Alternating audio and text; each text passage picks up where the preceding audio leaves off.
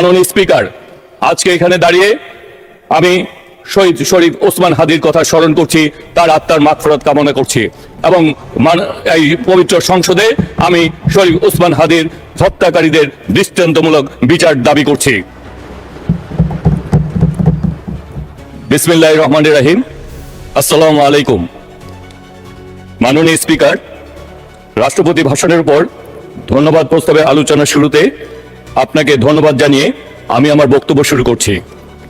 প্রথমে মহান আল্লাহর দরবারে শুকরিয়া আদায় করছি, তিনি আমাকে এই মহান সংসদে দাঁড়িয়ে দেশের মানুষের কথা বলার সুযোগ করে দিয়েছেন।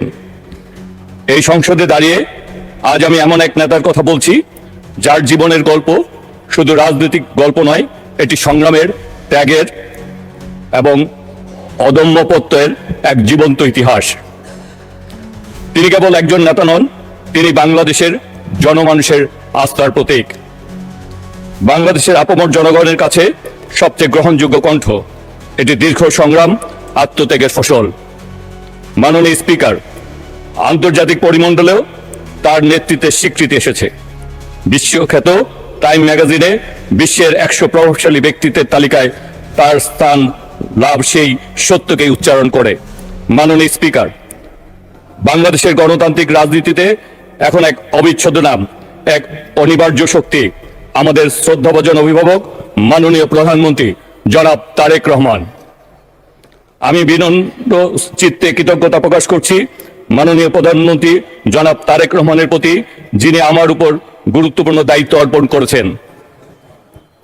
যিনি আমার নির্বাচনী জনসভায় যে বলেছিলেন, হাবিব আমার ছোট ভাই, তাকে আপনারা 12ই ফেব্রুয়ারি পর্যন্ত দেখে রাখবেন। হাবিব আগামী 5 বছর আপনাদেরকে দেখে রাখবে। তার কথায় জনগণ আমাকে ভোট দিয়ে বিপুল ভোটে নির্বাচিত করেছে। মাননীয় স্পিকার, লাখো শহীদের রক্তের বিনিময়ে আমরা পেয়েছি লাল সবুজের পতাকা, আমরা পেয়েছি মানচিত্র, আমরা পেয়েছি একটি স্বাধীন সার্বভৌম বাংলাদেশ, আমরা সেই মানচিত্রে পেয়েছি বাংলাদেশ হিসেবে নিজেদের স্বীকৃতি। আজকে এখানে দাঁড়িয়ে তাই আমি লাখো শহীদের প্রতি, আত্মার প্রতি মাগফিরাত কামনা করছি। আজকের এখানে দাঁড়িয়ে দীর্ঘ আন্দোলন সংগ্রামে আমাদের যে সকল সহযোদ্ধারা আত্মহতি দিয়েছে তাদের আত্মার প্রতি শ্রদ্ধা নিবেদন করছি। 24শে জুলাই আগস্ট আন্দোলনে যে সকল সহযোদ্ধারা, ছাত্র জনতা রক্ত দিয়েছে, জীবন দিয়েছে, আমি তাদের আত্মার প্রতি মাগফিরাত কামনা করছি। যারা পঙ্গুত্ব বরণ করেছে, জেল জুল কারাবরণ করছে, তাদের প্রতিও শ্রদ্ধা নিবেদন করছি। আজকে এখানে দাঁড়িয়ে আমি আমার সহযোদ্ধা খিলগাঁও থানা ছাত্র দলের নুরজামান জনির কথা স্মরণ করতে চাই, যাকে জোরপুকুর মাঠে 16টি গুলি করে তার বুক ঝাঁঝরা করে দিয়েছিল সেই সময়ে স্বৈরাচারী শেখ হাসিনা। সেই দিন তার বাবা বলেছিলেন, আমার সন্তানকে হত্যা করার জন্য একটি বুলেটই যথেষ্ট ছিল, তাকে কেন 16টা গুলি করে আমার সেই সন্তানের বুক ঝাঁঝরা করে দেওয়া হয়েছিল। আজকে এখানে আমি সেই জনির আত্মার মাগফিরাত কামনা করছি। আজকে এখানে দাঁড়িয়ে আমি আমার আরেক সহযোদ্ধা ভাই সবুজবাগ থানা ছাত্র দলের সাবেক সফল সভাপতি আজকে মাহবুব হাসান সুজনকে স্মরণ করতে চাই, যাকে গুম করা হয়েছে, এবং আমার ওয়ার্ডের সভাপতি ফরাদেরকে আজকে স্মরণ করতে চাই, যার অপেক্ষায় তার পরিবার রয়েছে, যার অপেক্ষায় আমরা সবুজবাগ খিলগাঁও মুগদা এলাকার বাসী রয়েছে, কবে সুজন ফরাদ আমাদের মাঝে আবার ফিরে আসবে। মাননীয় স্পিকার, আজকে এখানে দাঁড়িয়ে আমি শহীদ শরীফ ওসমান হাদির কথা স্মরণ করছি, তার আত্মার মাগফিরাত কামনা করছি এবং এই পবিত্র সংসদে আমি শরীফ ওসমান হাদির হত্যাকারীদের দৃষ্টান্তমূলক বিচার দাবি করছি। মাননীয় স্পিকার, আজ আমি গভীর শ্রদ্ধার সাথে স্মরণ করছি সেই মহান নেতাকে, যিনি বাংলাদেশ জাতীয়তাবাদী দল, বহুদলীয় গণতন্ত্রের প্রবক্তা, আধুনিক বাংলাদেশের স্বপ্নদ্রষ্টা, আমাদের স্বাধীনতার মহান ঘোষক শহীদ রাষ্ট্রপতি জিয়াউর রহমানকে। তার অবদান শুধু ইতিহাসের পাতায় সীমাবদ্ধ নয়, এটি একটি জাতির আত্মপরিচয়ের অংশ। একই সঙ্গে আমি শ্রদ্ধাভরণ স্মরণ করছি গণতন্ত্রের মাতা, আপসীন নেত্রী, 3বারের সাবেক সফল প্রধানমন্ত্রী মরহুমা বেগম খালেদা জিয়াকে।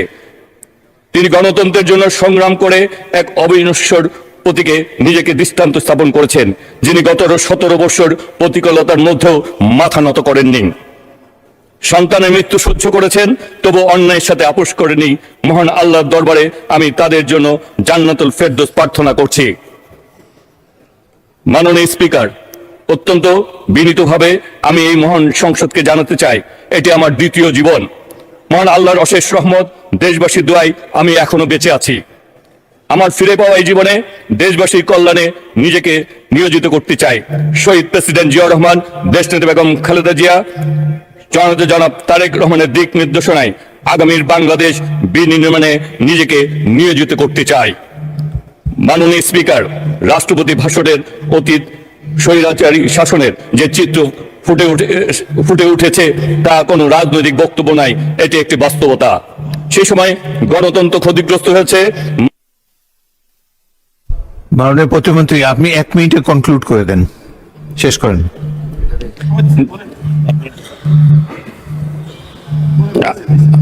মাননীয় স্পিকার, আমরা শুধু প্রতিশ্রুতি দিই না, আমাদের নেতা জনাব তারেক রহমান প্রতিশ্রুতি বাস্তবায়নে কাজ করেন। তিনি ফ্যামিলি কার্ড, তিনি কৃষক কার্ড এবং ক্রিয়া কার্ড সকল কিছুর উন্নয়নের জন্য তিনি বাস্তবায়নের জন্য কাজ করে চলছেন। আজকে আমি বলছি, আমরা যারা রেলপথ ও সড়ক নিয়োজিত রয়েছি, আমরা বাংলাদেশের রাস্তাকে উন্নত করব, আধুনিক রেল ব্যবস্থা তৈরি করব, যোগাযোগ ব্যবস্থার গতি আনবো ইনশাল্লাহ। মাননীয় স্পিকার, আজকে গভীর দুঃখের সাথে একটি কথা বলতে চাই। আজকে আমরা কোনো বিভ্রান্তি রাজনীতি করতে চাই না। যারা বিভ্রান্তি রাজনীতি করেন তাদের উদ্দেশ্যে বলতে চাই, আসুন আমরা সকল বিভ্রান্তি ছেড়ে দিয়ে ঐক্যবদ্ধভাবে আমাদের মাননীয় প্রধান